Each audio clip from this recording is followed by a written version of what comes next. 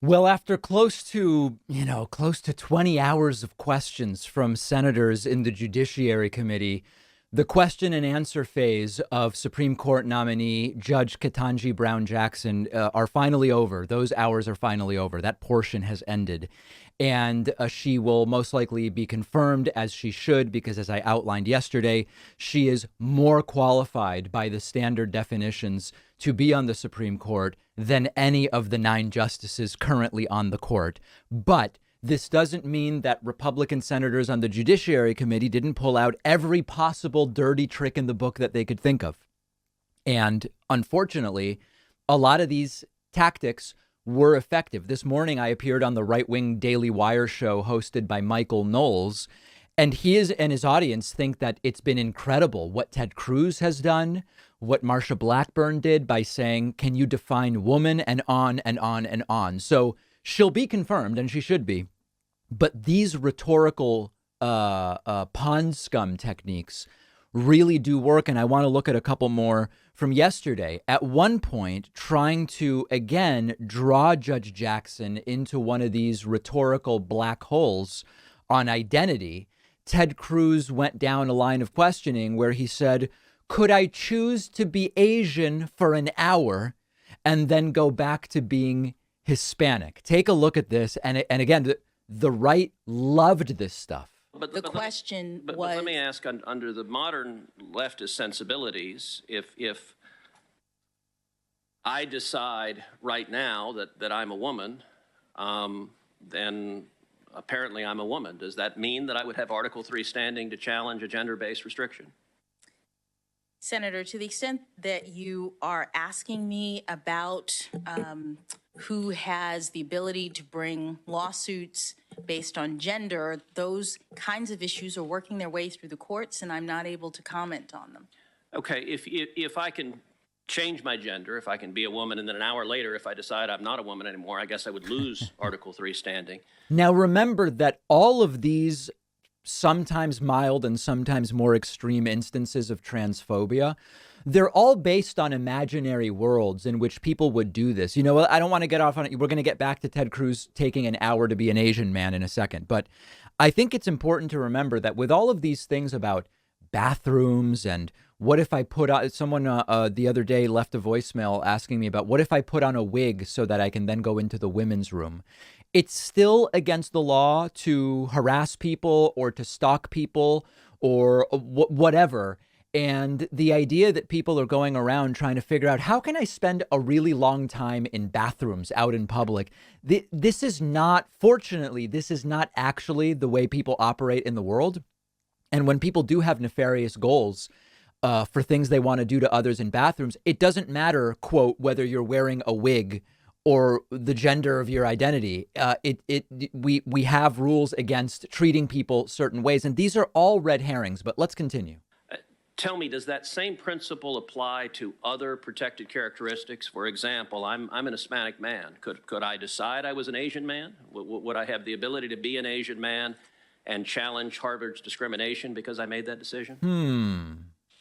Senator, I'm not able to answer your question. You're asking me about hypotheticals and Well, I'm asking you how you would assess standing if I came in and said, I have decided I identify as an Asian man. Now, of course, this is such a it's ignorant or bad faith. I don't want to call it one if it might be the other.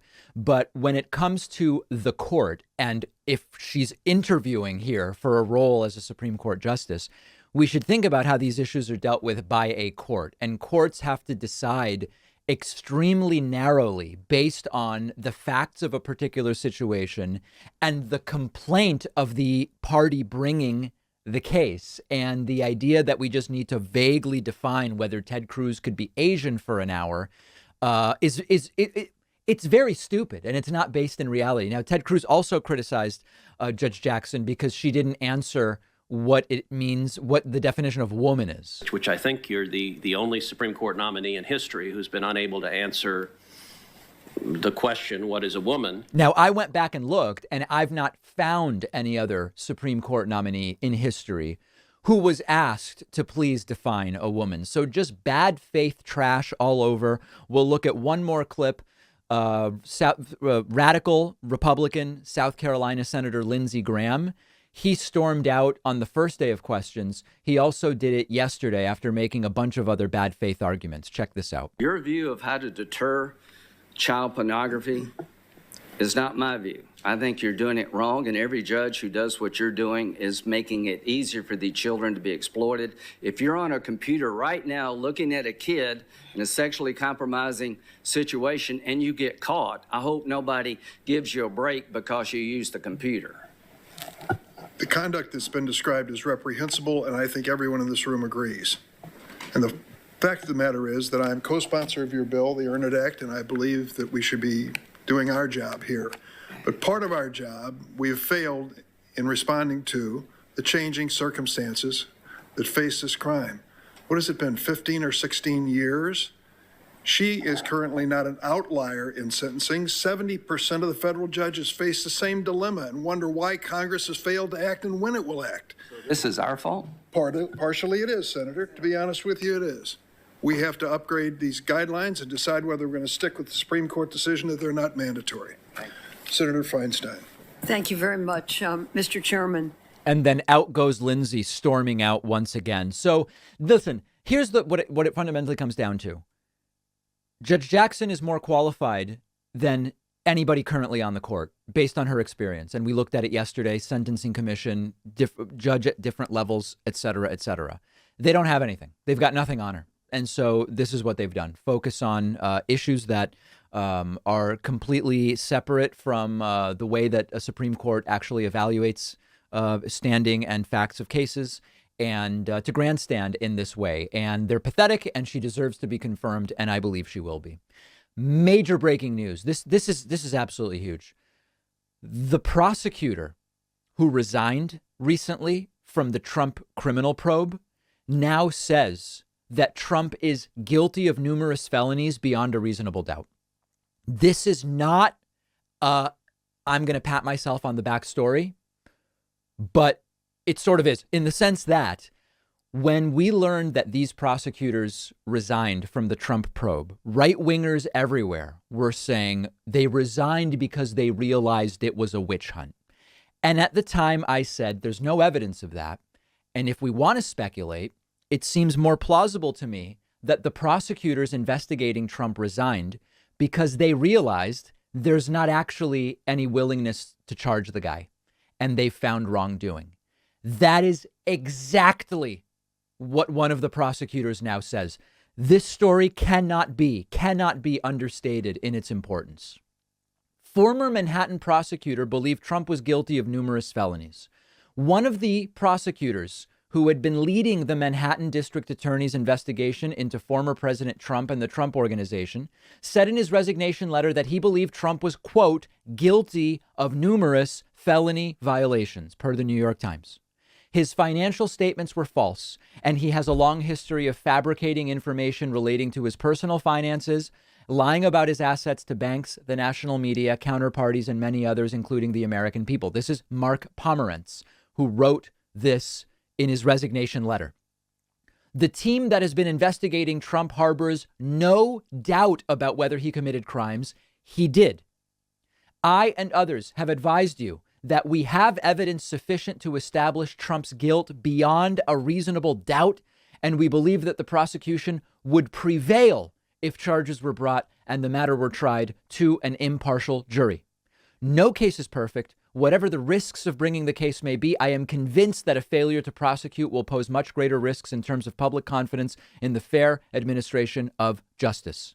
This is one of the biggest stories around presidential wrongdoing and criminality in decades, and the right is ignoring it. Pomerantz also expressed his concerns that not proceeding would doom future efforts at prosecuting Trump in related cases. Guys, I hate to be, I know it sounds like I'm patting myself on the back, but they were just so wrong. And my speculation turned out to be not just pointing in the right direction. It is exactly what Pomerantz is saying took place. This is exactly what he says is going on. We suspected there is serious hesitation from DAs to be the first to prosecute a former president. My prediction was if one prosecution went forward, then a whole bunch of others would. But who wants to be the first? Because admittedly, this is politically unstable ground, and it is historically unstable ground, and it's a big deal to charge a former president. I get that. But my sense was that these investigators were resigning not because there was no evidence and they were being forced to put together a case against Trump, but my instinct was they're resigning because they are realizing their work is going to be put in the toilet and flushed 10 to 15 times, as Donald Trump likes to say. They were finding wrongdoing, and these are extraordinarily strong words. Guilt beyond a reasonable doubt that we would be able to clearly establish in front of a jury of the commission of multiple felonies. When did we last hear prosecutors speak that way about the actions of a sitting or former sitting president? It is arguably unprecedented. And they realize my boss isn't going to charge Trump. He's not going to do it. So what the hell am I doing here doing this work? What we do know is they are hesitant about charging Trump. And that I understand that. But we now know the real reason why they resigned. And it is exactly what I suspected was going on. If there is a miscarriage of justice here, it's that Trump has not been charged. I want to hear from you. Find me on Twitter at @dpacman. Let me know your thoughts. Don't forget that the best way to support the David Pakman Show is by becoming a member, which gives you access to the daily bonus show, the regular show with no commercials. You also get access to our entire archive of every episode dating back a really long time and plenty of other awesome membership perks. Go to joinpacman.com and use the coupon code BETTER21 for a huge discount. Joinpacman.com. The David Pakman Show is not only buoyed by, but depends on the support of our viewers and our listeners. You can sign up for a David Pakman Show membership at joinpacman.com, and you can use the coupon code WOW22 to get a discount if you so please. We actually do an extra show every day for our members, and I would love to see you in membership ranks. Listen, this is completely beyond parody. A former Trump advisor named Larry Kudlow and a right-wing media host named Mark Levin were bemoaning that Joe Biden never criticizes Vladimir Putin. And this was within just a couple days of Joe Biden saying that Vladimir Putin is a war criminal. Now, the story here for me is projection. We've talked about projection before. And with modern Trumpism, one of the things we always have to at least suspect is if they accuse the left of something, we should look really deeply at whether they are actually doing it themselves. When they said, well, the left doesn't, Hillary and the left don't take care of sensitive information, they can't be trusted, they're using private email, we should have said, and some of us did, they're probably doing it, right? And indeed, Jared Kushner and Ivanka Trump were using private email, and Donald Trump was eating and flushing and burning classified documents, including stuff that was supposed to be kept as part of the Presidential Records Act, taking documents to Mar-a-Lago, etc. So they were really doing it. We spent 6 months before the 2020 election with them saying, oh, the left is going to commit fraud, as Donald Trump would say.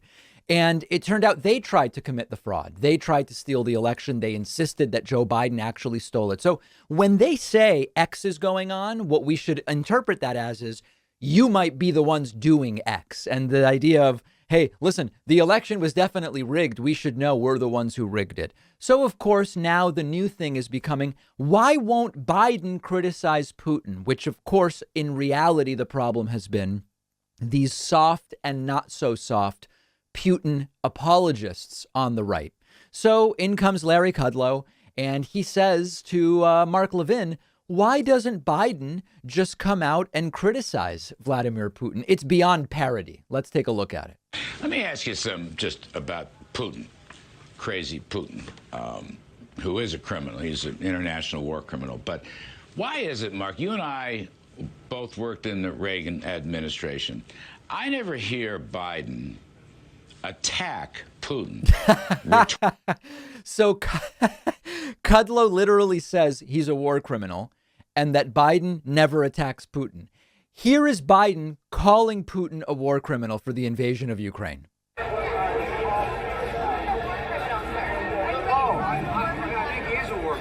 I think he is a war criminal. These guys are living in a fantasy world. Let's continue. Historically. I mean, it took a Fox reporter yesterday to squeeze it out of him. Yeah, okay, finally said he's a war criminal. Oh, okay. Why doesn't Biden ever just come out and criticize Putin and his system and his war criminality, the way Reagan did to various communist leaders? What has Biden been doing? It's your former boss who first said Putin's genius and savvy and clever, and he's getting great land by what he's doing, and then had to walk it back.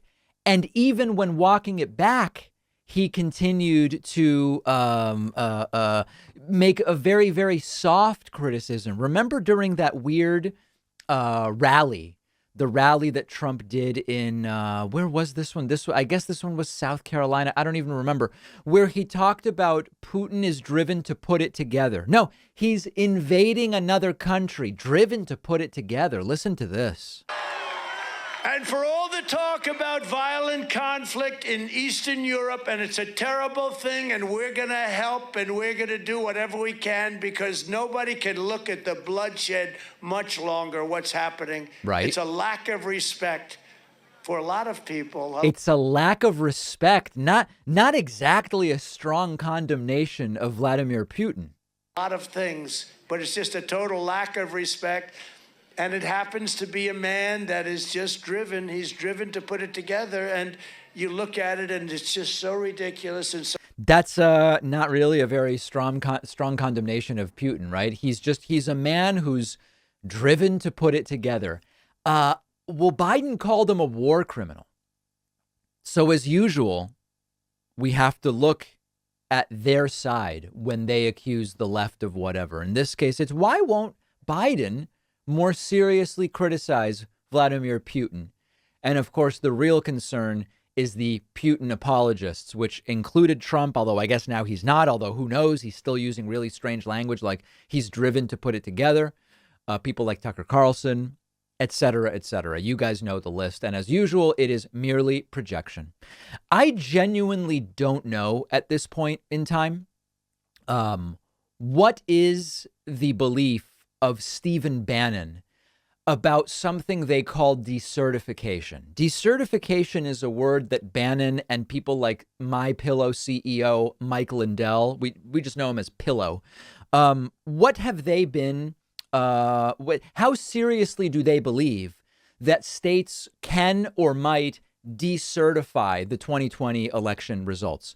This is not going to happen. We're almost at the next election, but Steve Bannon continues to talk about it. So I want to play this clip for you. People who are watching might realize Steve Bannon is just a spitting image of B. Arthur at this point. It's a very, very strange physical appearance of Steve Bannon, and that's sort of out of school. I don't really know what to make of it, but let's focus in on what Steve Bannon says here. Listen to what he says. Of these electors. And that's what, remember, let's get our language very specific. We're not asking, and we've never asked for it. President Trump's never asked for it. This movement's never asked for it, to change the election and to flip it to Donald J. Trump. That is just not the right nomenclature. It's not the right language. What we've asked for is very simple, that only certifiable, constitutional, legal, chain of custody votes from American citizens can be counted for the November 2020 election. Now, of course, that's exactly what happened. There has been no evidence that votes that should not be counted were counted. So far, I'm with Bannon. Only valid votes should be counted. And we have evidence that only valid votes were counted. Good. Once they're counted, right, in an accurate way, and real votes, not things that came in through machines, although I'm not a machine guy, as people know, but once we get everything... Remember, Mike Pillow wants to sue all machines. Counted, okay, that's the election. And we know now, whether it is in Pennsylvania, whether it is in Wisconsin, Arizona, or Georgia, Those 4 states alone. We understand right now, and I think eventually Nevada and Michigan, but those 4 states alone, we can move right now the state legislature to decertify the electors, not to flip the election, to decertify the electors and do what the Constitution says, flip it to the House of Representatives, where you vote by delegation, state by state. And of course, we control, 26 or 27 of those delegations. Okay, so again, Bannon is saying states can say our electors weren't valid, and then you, instead of going by electoral votes, each state gets 1 vote for who should be president. 26 states out of 50 will say we believe Trump, and then Trump becomes the president. This is not going to happen. First of all, we are almost at the next election. We're what is it now? 8 months, 7.5 months from the midterms. But putting that aside, everything Bannon says in this clip is untrue. And I don't know if Bannon really believes what he's saying. There is no legal basis to decertify a state's election or electors. There's just it's just not a thing. There is no provision in the United States Constitution that says if states, quote, decertify their electors, then anything happens. Joe Biden is president. To remove Joe Biden, he would need to die. The 25th Amendment could be used, or he could be convicted on impeachment. Those are the 3 ways that you can, quote, remove the president. And in any of those 3 situations, the vice president would assume the presidency.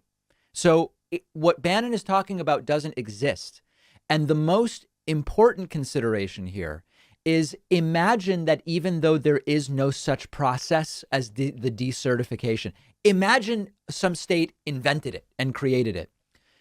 If a state did it, and again, what it means isn't even clear, but if a state were to decertify now in March, almost April of 2022, it would have no legal significance. It's not like, even if you go and follow this, imagine that 4 states call up, who do you even call? I guess you call up the Senate. I don't even know. Who do you tell? You call someone in D.C. and you say, sirs and ma'ams, we've decertified our election from our electors from 2020. You think Washington, D.C. goes, oh, okay, well, let's just redo this thing and we'll have each state get 1 vote. Of course not. There is no such process, and it's not in the Electoral Count Act of 1887. It has no provision for decertification, that for the 1887 legislation or structure on which this is all based. So again, my question to you is, do you think Steve Bannon really believes any of this stuff?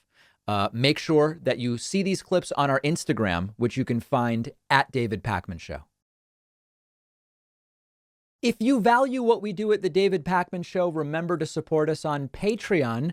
Go to patreon.com/David Pakman Show, where you can get access to behind the scenes videos, the daily bonus show, the commercial-free daily show, as well as special discounts on merch, including hats, hoodies, mugs, and t-shirts. You can support the show for as little as $2 a month. Check it out at patreon.com/David Pakman Show. It's great to welcome to the program today Daniel Pink, who's the author of 5 New York Times bestsellers, including the latest, The Power of Regret, How Looking Backward Moves Us Forward, published last month. Daniel, it's great to have you on today. Hey, thanks for having me. So I read the book with great interest, and the book both confirms some of the intuition that we may have about regret, and also tells us that some of the intuitions we have about regret are very, very wrong. Maybe to start with, can you talk a little bit about when it comes to the idea of it's just better to live without regrets, which is a very general principle that a lot of people assume is just accurate. Can you talk a little bit about what aspects of that make sense and maybe where it falls short? Well, it's a great way to frame the question. When we look, we have this idea that we should never look backward, and that we should, if we feel a spear of regret, we should essentially ignore that.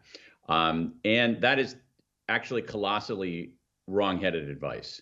What the research tells us, what 50 years of science tells us, is that everybody has regrets. Regret is one of the most common emotions that human beings have. It is ubiquitous in the human condition. It is actually part of our cognitive machinery. And so to say that I don't look backward and I don't experience regret runs against the science. It's just simply not how human beings operate.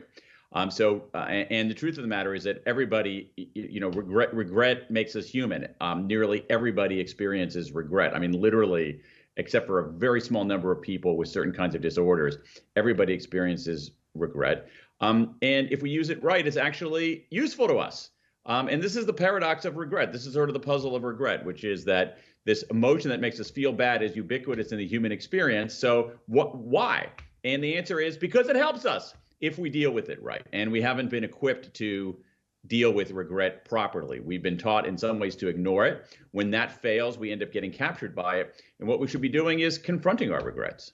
Yeah, you talk in the book about, and this doesn't seem unique to feelings of regret, but in the book you talk about how if the thoughts of regret become intrusive, if they become sort of bottomless, if they become repetitive, that they end up having a sort of counterproductive impact, and it's not good. But that thinking about the regrets in particular ways and using them is actually something that is a positive thing. Can you talk a little bit about the difference between that? Because some people might say, well, if I'm not thinking about the regrets, then how can I use them to my advantage? Well, so that's great. Another great question. So it's really, I think at a broader level, we haven't been taught how to deal with negative emotions. I think our religious traditions actually do a better job of equipping us to deal with negative emotions. I think secular society hasn't done a very good job. And so what happens is that some of us ignore negative emotions. We say, nope, not real, got to be positive, beep, beep, beep, beep, beep, put our fingers in the ears. That's a bad idea. But because we haven't been equipped to deal with them, when they intrude, as you say, they can feel overwhelming. And so we have to ask ourselves this question about, like, what are these negative feelings for? They're not for ignoring, they're not for wallowing, they're for thinking about. And they're for thinking about, as you say, in a particular way. And there's a certain process by which we can think about our emotions and arrest that march toward rumination, arrest that march toward getting sucked into the vortex. And it's actually relatively simple. And when we do that, the evidence is overwhelming that reckoning with our regrets, leaning into our regrets in some ways, can help us become better negotiators, better strategists, better problem solvers, better parents, and find greater meaning in life. You know, it's interesting that our interview is today, and yesterday it just so happened that during these Supreme Court confirmation hearings, particular sentences that the nominee, Judge Jackson, had assigned in the past were a topic of much discussion. And she was asked numerous times, do you regret the sentence you gave to this particular individual who went on to reoffend or whatever the case may be? And one of the interesting things about that framework is that it's sort of like a results-based regret, where at the time that a decision is made, you don't have the information as to what subsequently happens. And the question was, based on what happened after you decided, do you regret what you did? And Daniel Kahneman has written about this, and in the context of it being sort of a cognitive limitation that we sometimes experience. Can you talk a little bit about results-oriented thoughts about regrets? Yeah, I mean, I don't want to legitimize those questions about sentencing as serious intellectual inquiries. Agreed, 100%. They were, yeah. It was basically performative grandstanding and dog whistles. Absolutely. So, but leaving that aside for a moment, and I know that you agree with that. Yeah. I mean, this is actually, there are a couple ways at this. One of them is, as we were talking about before, that's a way to arrest the march toward rumination. That is, what you need to evaluate is the decision itself, not what happened subsequently. Because the decision itself is something you had control over. What happened subsequently is something you don't have control over. And so what I found in talking to people about their regrets is they were actually much less outcomist than I would have expected. That they were actually scrutinizing especially when it came to certain kinds of regrets, they were much more willing to scrutinize the decision itself and were less wedded to the outcome. Now, all of us have that cognitive glitch, but what's important to understand with regret is that when we evaluate our choices and when we try to extract lessons from them, we should be evaluating the context of the decision, what we knew, what situation we were in, in some ways, who we were as a person at that moment. And because that's something we have control over, but the outcome itself, we don't always have control over. Although the outcome does, can give us clues. You, in the book, you categorize regrets into sort of certain buckets. And in that context, you did this World Regret Survey of 15,000 people in more than 100 countries. Can you talk about the categories of regret that seem to be the most impactful for people when they look back on their lives? Yeah, I mean, what I found in collecting regrets from all over the world, as you mentioned, we're now up to over 19,000 regrets from 109 countries. It's unbelievable. And what I found, which is to my surprise, is that over and over again, people had the same core regrets. They regretted the same things. And these regrets are less about the domains of people's lives. They were less about, I have a career regret, I have an education regret. I mean, superficially, that's what they were. But deep down, there were four things that people seem to regret the most. And I'll go through them very quickly. One of them are what I call foundation regrets. Foundation regrets are, if only I'd done the work.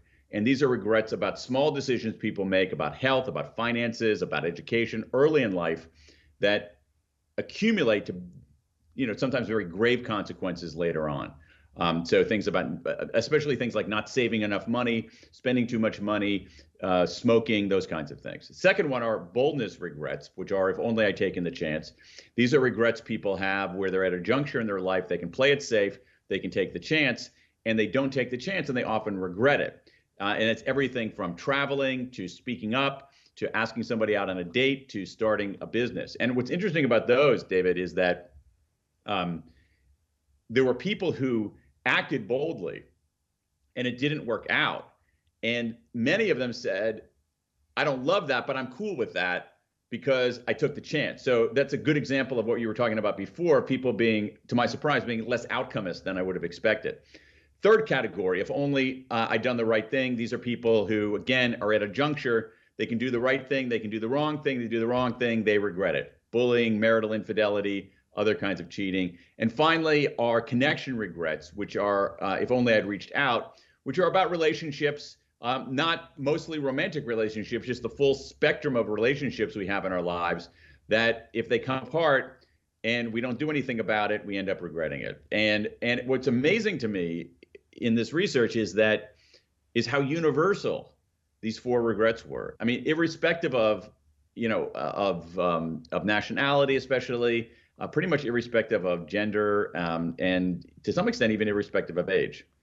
Are there certain cultures or countries that just have a lower level of regret in your estimation? I don't know. That's an interesting question. I tried to get at that question I did another piece of so the World Regret Survey was a piece of qualitative research. That is, I was essentially collecting stories. I also did a piece of quantitative research, which was essentially a giant opinion poll of the American population, the largest sampling of American attitudes about regret ever conducted, a pretty rigorous quantitative survey. And I tried to get at a version of that question that way by asking, about belief in God. Does belief in God correlate with people's regrets? Zero correlation of any kind. I asked people, gave people three choices. Do you believe in God? Which of these best describes your belief? I believe in God. I don't believe in God. I'm not sure I believe in God. And zero correlation of any kind with anything. I also asked people whether they believed that in general everything in life happened for a reason. And most people did. Yet most people also believe they had free will. So other ways at that question about belief systems seem to indicate there wasn't much difference. I mean, I'm hesitant to say that. I'm very hesitant to say that definitively. My hunch right now is that belief systems didn't matter all that much, and it could be because regret is so central to literally to our brain function. That is, our brains don't have a nationality. Our behavior can have a nationality because it's our brains acting in a context.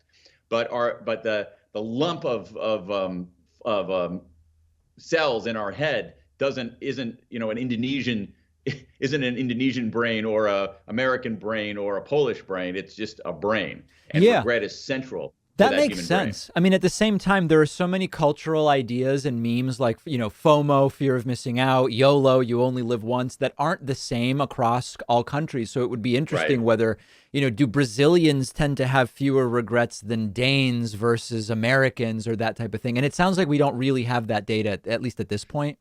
Not at all. I mean, in fact, if you're talking about the number of regrets, I have no idea because in my surveys, I asked people in the quantitative survey, I asked people to list one of their biggest regrets. In the qualitative survey, also, tell me about one big regret. I didn't ask, so there could be volume differences. Yeah. That people in Slovenia have lots and lots of regrets, and people in Brazil have only one or two. And yet, when you look at the top regrets, the biggest regrets, there's commonality there. The other thing that is interesting is whether, and I think you touched on this in the book a little bit, I think, and I've also read articles preparing for the interview, so now I'm not sure, but one of the things is, do more opportunities create an environment for having more regrets? Whereas someone whose life felt like it provided fewer opportunities reduces the amount of regret that one might feel. Yes, although opportunity is a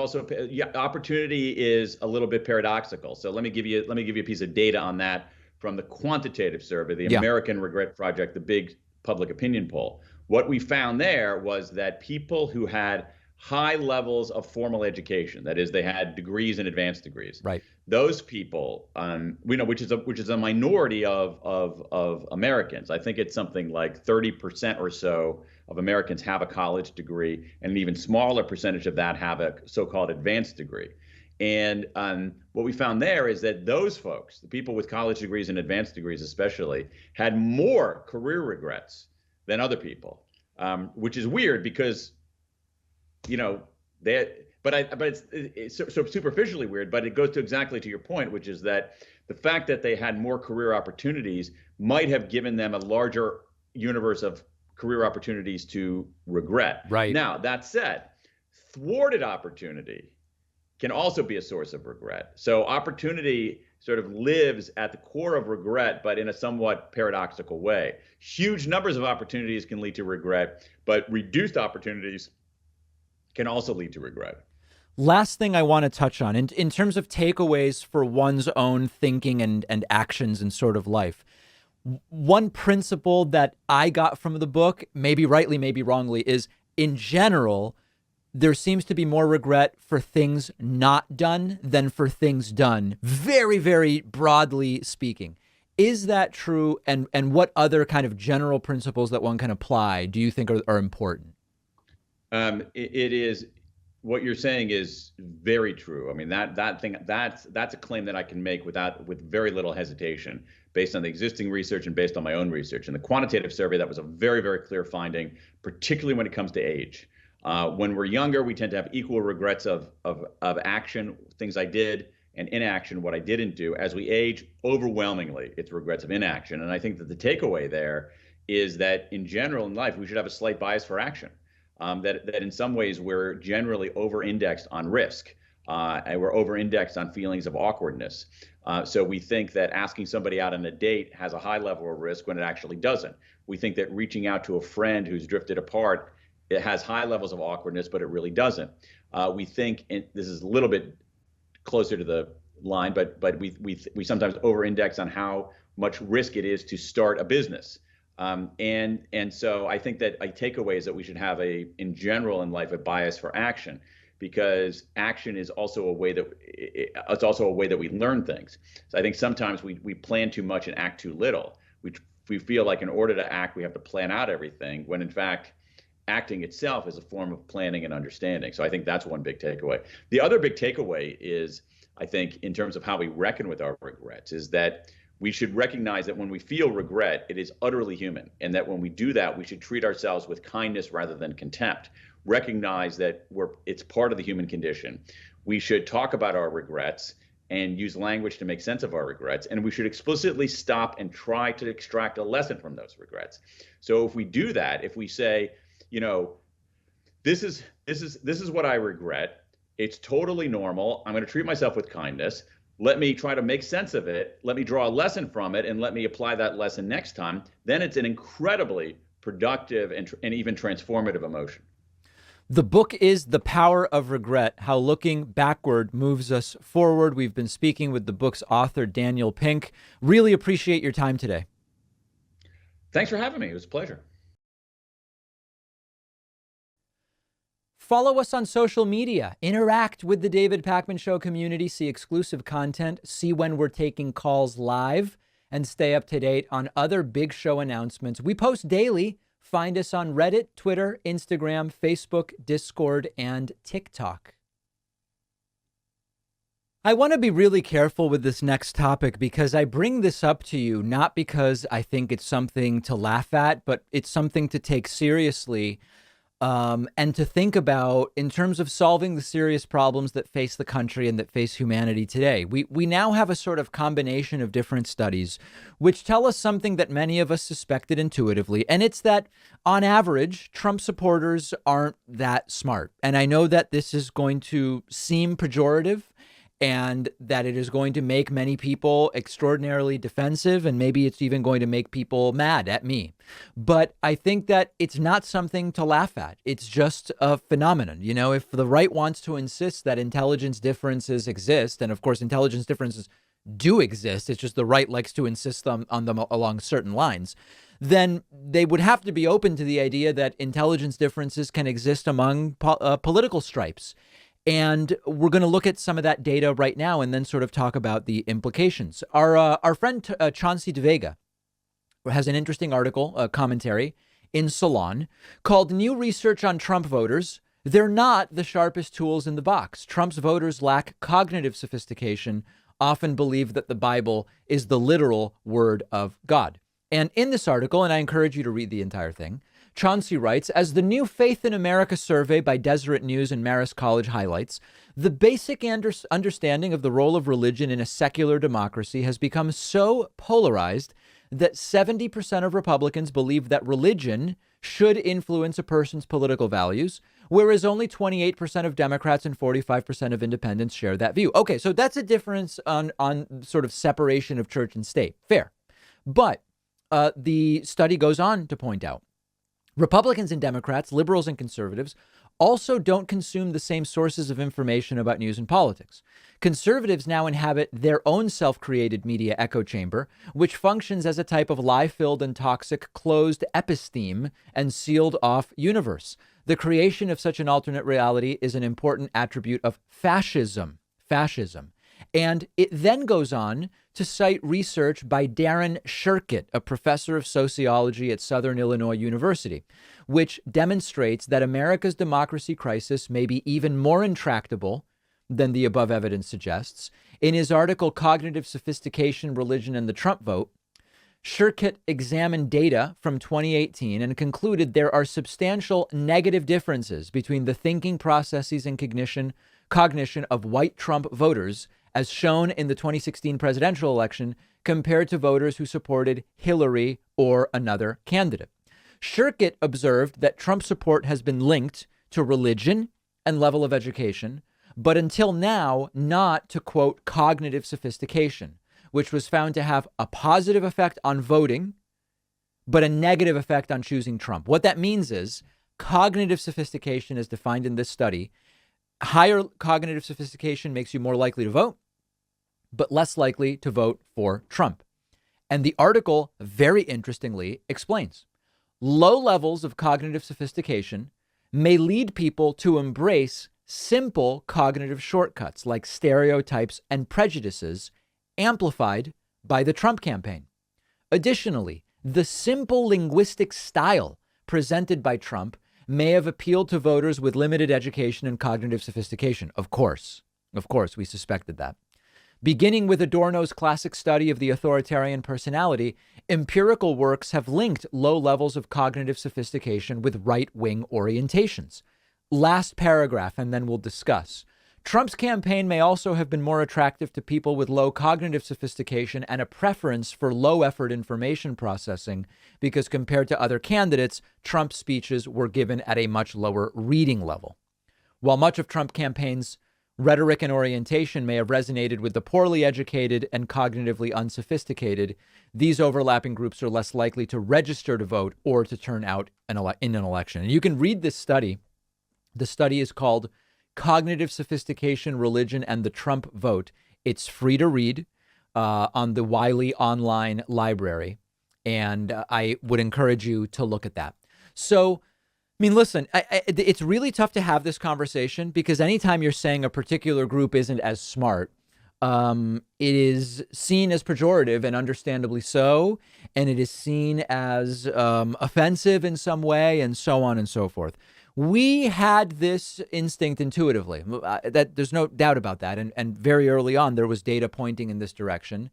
We now have some of what I would call evidence or proof, which is on average, Trump voters are less cognitively sophisticated.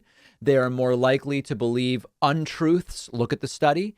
They are more likely to be literal believers of some elements from the Bible. I don't see that and laugh. Like, that's not funny to me. I want to solve problems. And one of the things that I've said many times is when we have to argue about, this is a shorthand, dumb things, we aren't arguing about or debating or working towards solving real and complicated issues.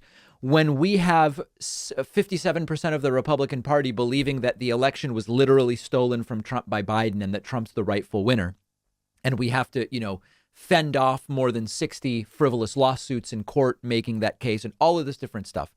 When we're fighting that, we're not actually fixing other problems. Like, hey, we've got a disastrous gerrymandering problem in this country, as one example when it comes to voting. When we are arguing about, is there any of what we are experiencing in terms of climate change that we can link to the activities of industrialization and fossil fuel emissions? When we're arguing about that, and some percentage of the American public doesn't believe that, we aren't taking steps to actually get off of fossil fuels and live more sustainably because we're just trying to argue about the basis of fact. So I don't see this and laugh. And I know that it's very easy to just say, oh, stupid Trump supporters. It's really a much more complicated issue. And it also relates to education. It relates to culture. There are geographical realities here.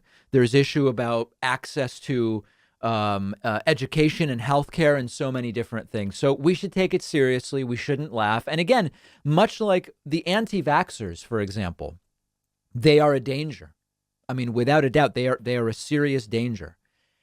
And they also are victims of disinformation to a degree. And as frustrating as we all realize it is to have to argue with people about, no, the vaccine doesn't magnetize you.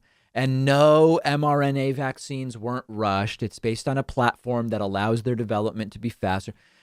As much as we have to argue, it's frustrating to have to explain this stuff.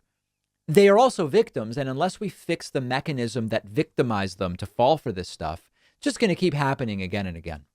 I want to briefly play a clip for you. This maybe is a little bit different than what we typically do, although not really. There's this band called Stained, without an E, Stained, and Stained's lead singer is Aaron Lewis. And I've actually had run-ins with this band because they are from Western Massachusetts, the area where I grew up. As many of you know, I worked at Circuit City in Holyoke, Massachusetts, when I was in high school, and the band would often come in to buy, equipment they needed for recording or their home studios or whatever. They were around. They were kind of known entities, and over the last, it hasn't even really been recent, at least 10 years, if not longer, the lead singer Aaron Lewis has sort of devolved into some pretty unsophisticated right-wing nuttery, and I was quite shocked to see a clip of him. I guess he's doing performances. This is from just a few days ago, where he was almost in like a conspiracy coma. Just everything he said made no sense whatsoever. And one of the scary things is the crowd is cheering at some of the stuff he's saying. So listen to this. This is really, really bad. You know, as up as it sounds, maybe we should listen to what Vladimir Putin is saying. Now, why are people cheering about that? Yes, cheer to listen to Putin. What? Maybe, just maybe, when Klaus Schwab and George Soros and every other dirty, earth-destroying motherfucker. So he's listing Jewish men and calling them dirty. And I know it's not overtly anti-Semitic, but when you start talking deep state and conspiracies and you start naming Jewish men and start using the adjective dirty, it's either anti-Semitic or it comes from an anti-Semitic framework. And we know that to be the case with frequency. Jumps on the same bandwagon. Maybe, just maybe, we should take a good look at that. Why are they trying to protect Ukraine so much? Because Putin is invading it for absolutely no legitimate reason, would be a start. What do they all have to lose?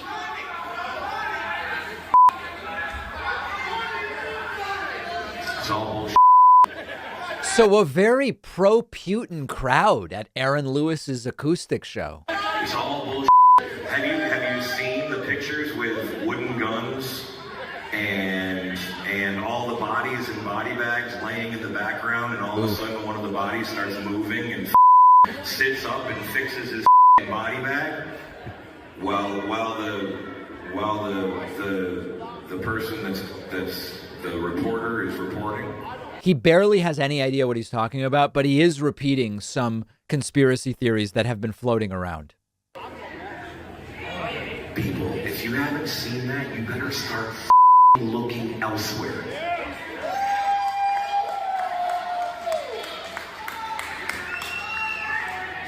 If you haven't seen Vladimir Putin actually say that he's fighting the deep state right now, which is the same people we're fighting, which is the same people everywhere on the face of this earth that people are fighting. We're all united against the deep state. So, many of you know that one of the really common things that the right likes to do with athletes and entertainers is when you don't like their politics, right? When it's LeBron James or Colin Kaepernick or John Bon Jovi or I'm trying to think what other, but Bruce Springsteen. When you don't like their politics, it's shut up and dribble, shut up and sing and play guitar. I didn't pay for you to give me your political views or whatever. But when they like the substance, it's, whoa, wait a second. We can't suppress the free speech of these people. Even saying you respect their right to say it, but you don't agree, that's a suppression on speech. Now, as I've said before, I try to have a consistent view on this. And my view is anyone who has a platform of any kind, even if it's because you're good at a sport or because you're good at singing or because you're in movies, whatever. If you have a platform, you have every right to use that platform however the hell you want. And others can decide on that basis whether they want to give you their money. If you are an athlete and you want to talk about politics, have at it. I 100% support people doing that. If I don't like what you say, maybe I choose not to go to your games, right? It's just my choice. And maybe if I do like what you say, I choose to go. Steve Nash, a former basketball player, I believe he's now a coach, Canadian, and would often comment on politics. And people would say, oh, he shouldn't be talking. No, let him say don't go to the games. Don't go to the games if you don't like him. Bruce Springsteen, known for his little kind of political raps to the crowd in between songs. If you don't like it, don't go. It's that simple. Green Day, a band I liked growing up, would often make, in the Bush era, anti-war, anti-Iraq war statements. You bought a ticket. During the concert, you may see melodies played that you do or don't like. You may hear lyrics that you like or don't like. And you may hear political statements that you like or don't like. Use all of that to make a decision as to whether you want to give your $45 or whatever it was at the time to Green Day. And that's absolutely fine. But these blanket statements, shut up and dribble, play guitar or don't, it's sort of like when information is leaked. And both Democrats and Republicans do this. When you have a leak of information, often elected officials, if they like the substance, they'll only talk about the substance and not how it was obtained. And if they don't like the substance, they'll ignore the substance, but talk about, wow, this really shouldn't have been released. It's a similar thing with a lot of these right wingers on the athletes, celebrities, and musicians commenting on politics. I say whatever you want. I'll decide whether I want to patronize your business or not. And it's that simple. Today, I'm going to have one of my favorite voicemails ever for you. This is unbelievable. I've never had anything like this. I believe this may be the best series of voicemails we've received. A woman thought that I said something and called in and absolutely crushed me for it. Hangs up, realizes she called the wrong show, and then calls back to apologize. You have to hear this. Listen to this. Can we tell you to go yourself and get your ass out of women's business? You're an idiot. And people like you are going to get strung up and hung. Oh, you boy. watch it. You watch it, son of a bitch. Because old bitches like me aren't going to put up with an asshole like you. Oh, God, I despise you. You are a punk. You're going to be somebody's punk in prison. So I heard that and I thought, what on earth is she talking? I don't even know vaguely what she's talking about. And then I got this voicemail 2 minutes later. Hey, kiddo, I think I left you the wrong message. If you're the gentleman on the free speech station, I like you very much, my dear. Thank you. But the person that was quoted and saying that stuff about women and trying to act like they didn't know the judge's name, Patsy Brown Jackson's name, it was insulting, and I wanted that message to go to that guy, not to you, sweetie. So, the message saying that you're going to get hung for that, because I am mad at these men trying to put their noses in women's business. Right. It's none of their business, So sorry about that. I thought that caption there was from that person's phone. Yes. Apology accepted. The best series of calls I have ever received on this show. On today's bonus show, we will talk about the passing of former Secretary of State Madeleine Albright. We will talk about the fact that we don't know what's going on with Supreme Court Justice Clarence Thomas, who's been missing from the court for 4 days now. We don't know if he's still in the hospital. We don't know what's going on. And we will talk about Trump's unendorsement of Republican Mo Brooks. All of those stories on today's bonus show. Sign up at joinpacman.com, and we will see you then.